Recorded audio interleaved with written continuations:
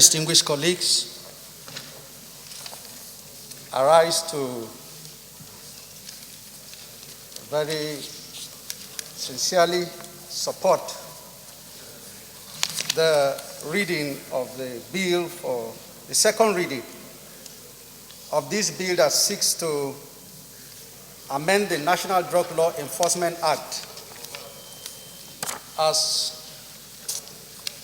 copiously presented by the sponsor of the bill, my dear brother, distinguished Senator Dimka.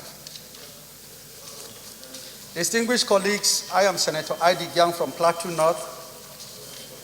I want to say that the prevalence and menace of drugs and its destructive effect on the lives of citizens, particularly youths, has attained an alarming stage. A whole generation is at risk of being lost to drugs. The production and sale of illicit drugs requires stronger regulation and enforcement powers by the NDLEA. And this bill is seeking to strengthen and stiffen the sanctions against drug abuse, such a way that it will end in breaking and ending the destructive drug chain.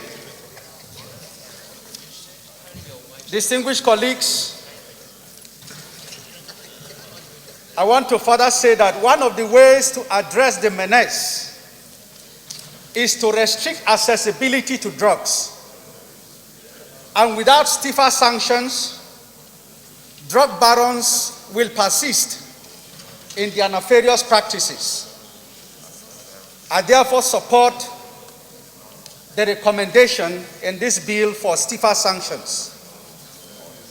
The second dimension of my contribution would be to empower NDLEA with quarantine powers.